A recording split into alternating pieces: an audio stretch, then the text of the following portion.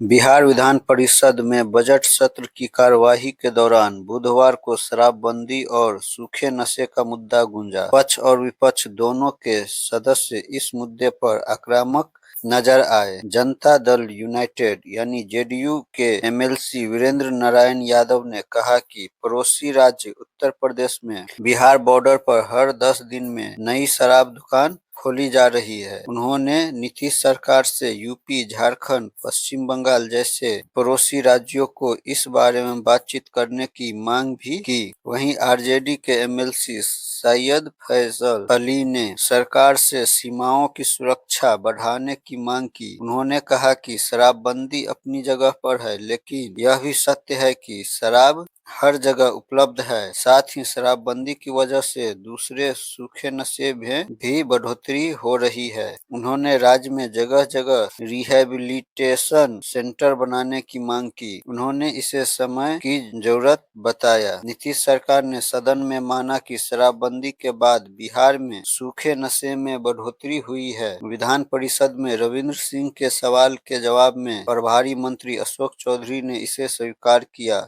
CPI की MLC Shashi Yadav ने कहा कि नेपाल बॉर्डर के पास सूखा नशा बहुत ज्यादा हो रहा है। पटना में हनुमान मंदिर के पास बच्चे सॉल्यूशन सूंघते हुए नजर आएंगे। सरकार को इस पर ध्यान देना चाहिए। संसद के बजट सत्र के दौरान बिहार के दरभंगा एयरपोर्ट को अंतर्राष्ट्रीय हवाई अड्डा घोषित करने की मांग की गई। जनता दल यूनाइटेड यानी जेडीयू के कार्यकारी अध्यक्ष एवं सांसद संजय झा ने राज्यसभा में कहा कि दरभंगा एयरपोर्ट बिहार में उड़ान योजना का सबसे सफलतम हवाई अड्डा है। पिछले 5 सालों में यहां से 30 लाख यात्री सफर कर चुके हैं। उन्होंने केंद्र सरकार से सभी मंत्रालयों के साथ समन्वय स्थापित कर इसे जल्द से जल्द अंतर्राष्ट्रीय दर्जा देने का अनुरोध किया। झा ने बुधवार को सदन में दरभंगा एयरपोर्ट का मुद्दा उठाते हुए कहा कि बिहार सरकार ने 18 सितंबर 2024 और 26 दिसंबर 2025 को केंद्र के नागरिक उड्डयन मंत्रालय को इस संबंध में प्रस्ताव भेजा था। इसमें दरभंगा एयरपोर्ट पर वाइड बॉडी विमानों के संचालन हेतु रनवे विस्तार करने और अंतर्राष्ट्रीय फ्लाइट शुरू करने की मांग की गई थी। सांसद ने बताया कि वर्तमान में दरभंगा एयरपोर्ट भारतीय सेना के नियंत्रण में है, इसलिए विस्तार के लिए केंद्र सरकार के समन्वय की जरूरत है। भारतीय विमानपत्तन प्राधिकरण एएआई ने 18 अक्टूबर 2024 को अंतर्राष्ट्रीय मानक के अनुरूप दरभंगा एयरपोर्ट के रनवे को 12,000 फीट तक विस्तार करने के लिए 90 एकड़ अतिरिक्त भूमि का जरूरत बताई थी। बिहार में बीए में पढ़ने वाली एक छात्रा ने एक युवक पर संगीन आरोप लगाए हैं। छात्रा का आरोप है कि उसके साथ 30 बार रेप किया गया है। अब छात्रा ने इस मामले में 7 लोगों पर केस दर्ज करवाया है। पूरा मामला पश्चिम चंपारण जिले के नौतन का है। आरोप है कि नौतन थाना क्षेत्र के एक गांव की बीए की छात्रा को डरा धमकाकर 11 माह में 30 बार दुष्कर्म किया। छात्रा ने इसकी जानकारी अपनी मां को दी। यह भी कहा जा रहा है कि इस घटना को लेकर हुई पंचायती में आरोपी ने शादी करने का झांसा दिया, लेकिन बाद में मुकर गया। सोमवार को छात्रा ने मामले में मंगलपुर कला के वार्ड 2 के सनवर आलम समेत उसके परिवार के 7 लोगों पर एफआईआर दर्ज कराई है। स्थानीय थानाध्यक्ष प्रमोद कुमार पासवान ने बताया कि मामले में सनवर आलम के अलावा उसके परिवार के इस्माइल मियां, बबिया खातून, समीर आलम, सोनी खातून, खुशी कुमारी, नसीब आलम को नामजद किया गया है। पुलिस मामले की जांच कर रही है। पुलिस को दिए आवेदन में छात्रा ने कहा है कि सनवर मेरे कॉलेज में पढ़ता है। उसने मुझसे जान पहचान बढ़ाई और मेरे घर आने जाने लगा। उसके घर आने पर मेरी माँ मना करती थी, लेकिन फिर भी वह आने जाने लगा। इसी बीच उसने बीते 10 अगस्त 2024 को मेरे घर आया और डरा धमकाकर दुष्कर्म किया।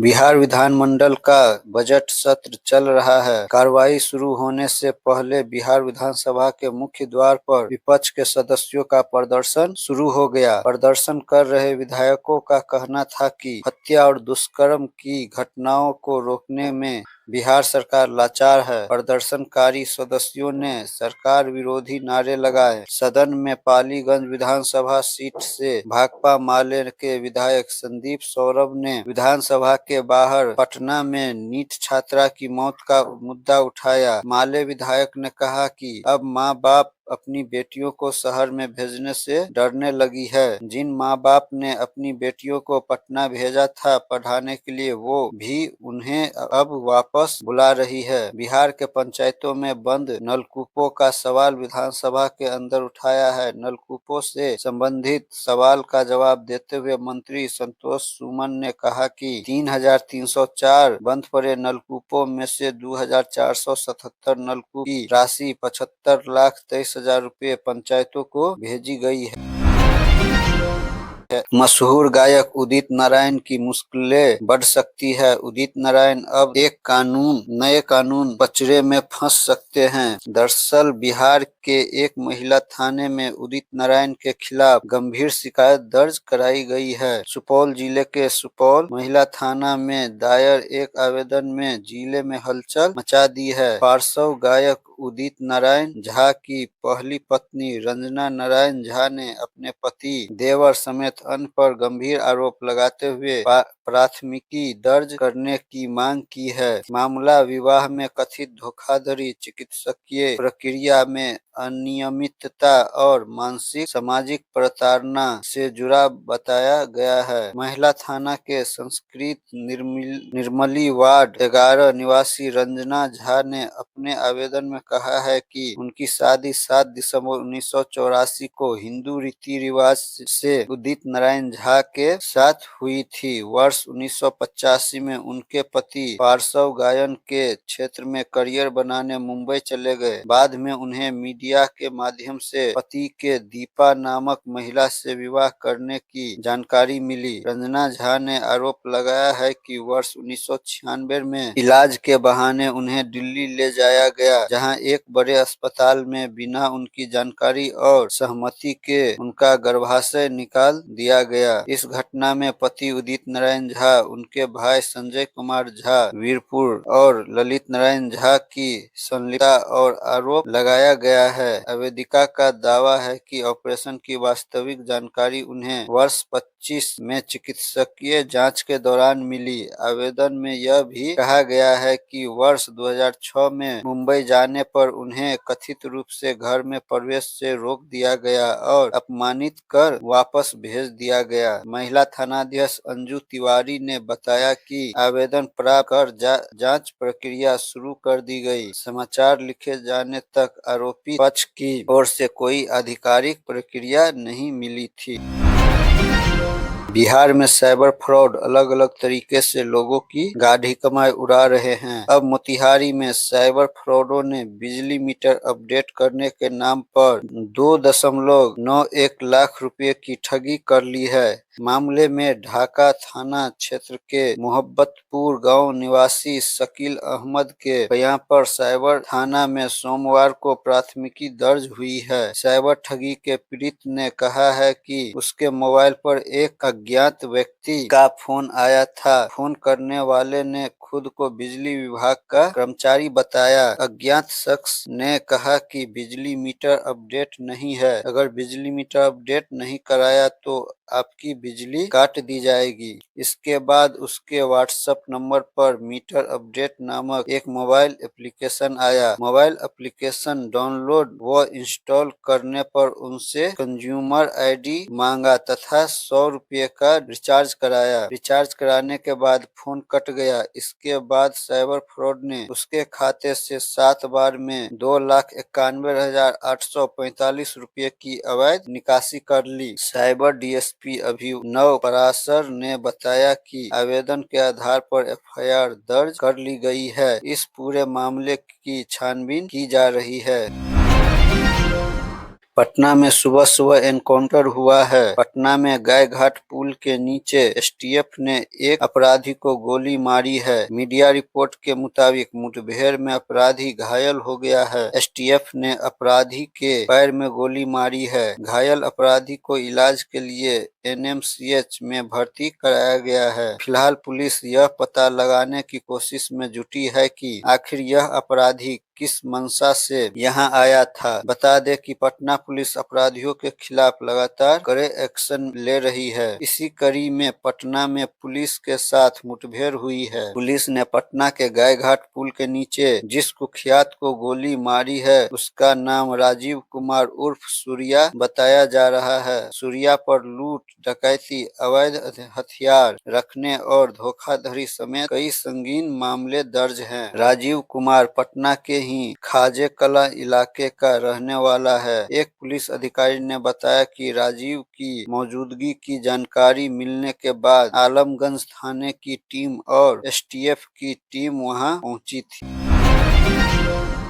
कांग्रेस का प्रदेश नेतृत्व और असंतुष्ट गुट एक बार फिर आमने सामने है। मंगलवार को बिहार कांग्रेस ने असंतुष्ट गुट पर कार्यकर्ताओं को भ्रमित करने का आरोप लगाया। पार्टी पदाधिकारियों को इनसे दूर रहने की सलाह दी। साथ ही जिलों को निर्देश दिया है कि जो लोग पार्टी विरोधी गतिविधियों में शामिल है उनके नाम प्रदेश कांग्रेस अनुशासन समिति को शीघ्रता में भेजे ताकि उन पर कार्रवाई सुनिश्चित की जाए। वहीं असंतुष्ट गुट का कहना है कि हम लोग संगठन मजबूत करने निकले हैं, कार्यकर्ताओं का स्नेह मिला रहा है, इससे भयभीत होकर प्रदेश नेतृत्व ऐसी बातें कर रहा है। दरअसल असंतुष्ट गुट के नेता जिला भ्रमण कर रहे हैं। अब तक 7 जिलों का दौरा कर चुके हैं। इसी के बाद प्रदेश कांग्रेस नेतृत्व ने कहा है कि पार्टी विरोधी गतिविधियों में शामिल लोग जिला भ्रमण कर रहे हैं। इनमें वैसे लोग शामिल हैं जिनके खिलाफ अनुशासनात्मक कार्रवाई की जा रही है। इसमें छत्रपति यादव, आनंद माधव, सुधीर कुमार उर्फ बंटी चौधरी, राजकुमार रंजन, नागेंद्र पासवान, विकल,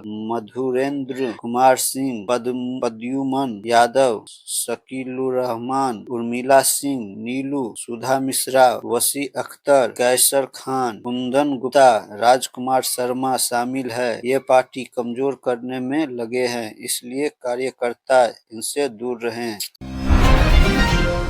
बिहार में गर्मी का आहट के बीच अभी भी हल्की ठंड का असर है। राज्य के कई हिस्सों में सुबह शाम हल्की ठंड का असर देखा जा रहा है। इसके अलावा बिहार के कुछ हिस्सों में सुबह के वक्त हल्का कोहरा नजर आ रहा है। हालांकि दिन खुलने के बाद चटक धूप निकल रही है। धूप की गर्माहट लोगों को अभी बड़ी राहत दे रही है। धूप खिलने के बाद लोगों को ठंड का एहसास जरा भी नहीं हो रहा है। मौसम विभाग ने अनुमान जताया है कि अगले 3 से 4 दिनों के दौरान राज्य के अधिकतम और न्यूनतम तापमान में कोई विशेष बदलाव नहीं होगा। मौसम विभाग ने यह भी पूर्वानुमान जताया है कि अगले 7 दिनों तक राज्य का मौसम शुष्क बना रह सकता है। मौसम विभाग ने अनुमान जताया है कि उत्तर पश्चिम बिहार के पश्चिम चंपारण, सिवान, सारण, पूर्वी चंपारण और गोपालगंज में अधिकतम तापमान 24 से 26 डिग्री सेल्सियस तथा न्यूनतम तापमान 12 से 14 डिग्री सेल्सियस रह सकता है। नीट छात्रा से दरिंदगी और मौत मामले को सीबीआई को स्थानांतरित करने से पहले पटना पुलिस जांच पूरा करने में जुटी हुई है। एसआईटी ने मंगलवार को जहानाबाद के 3 लोगों के डीएनए जांच के लिए खून के सैंपल लिए। इस मामले में 7 और लोगों के सैंपल लिए जाने हैं। सैंपल के रिपोर्ट का मिलान छात्रा के अंतःवस्त्र पर मिले वियर से कराया जाएगा। उधर मंगलवार को मजिस्ट्रेट की मौजूदगी में शंभू गर्ल हॉस्टल से बची हुई 10 छात्राओं का सामान उन्हें वापस कर दिया गया। अन्य छात्राओं का सामान पुलिस पहले ही दे चुकी है। हॉस्टल अब पूरी तरह खाली है। सूत्रों के मुताबिक हॉस्टल को जल्द सील किया जा सकता है। चित्रगुप्त नगर स्थित हॉस्टल में रह रही जहानाबाद निवासी नीट की तैयार इंतजार कर रही छात्रा से दरिंदगी और मौत मामले में शुरुआत में पुलिस की गंभीर लापरवाही सामने आई थी। जांच आईजी पटना के नेतृत्व में एसआईटी को सौंपी गई थी। काफी दिनों तक जांच के बाद ही एसआईटी स्पष्ट निष्कर्ष पर नहीं पहुंची थी। बिहार के मुजफ्फरपुर जिले में एक कुत्ते ने 2 घंटे में 2 दर्जन से ज्यादा लोगों को काट लिया। मुजफ्फरपुर में शहर के आश्रम घाट से लेकर पंकज मार्केट तक मंगलवार की शाम करीब 2 घंटे तक एक आवारा कुत्ते ने आतंक मचाया। इस दौरान कुत्ते ने 2 दर्जन से अधिक लोगों को नोच लिया। हालत यह हो गई कि जिधर से कुत्ता भागता, लोग बच्चों को घर में खींच ले रहे थे। बताया गया कि आश्रम घाट से कुत्ते ने लोगों को नोचना शुरू किया। इससे वहां अफरा तफरी मच गई। कुत्ते ने महिला समेत 12 से 15 लोगों को नोचा तो लोग उसे खदेड़ने लगे। कुत्ता वहां से भागते हुए पंकज मार्केट पहुंच गया। इस बीच रास्ते में सामने जो भी दिखा, कुत्ता उनको नोचता गया। कुत्ता के पंकज मार्केट मोहल्ले में भी लोगों को शिकार बनाने लगा। इससे मोहल्ले में अफरा तफरी मच गई। इसकी सूचना तत्काल नगर निगम के डॉग कैचिंग टीम को दी गई। टीम डॉग कैचर लेकर पहुंची और काफी मशक्कत के बाद कुत्ते को पकड़कर जाल में बांध कर गाड़ी पर रख दिया।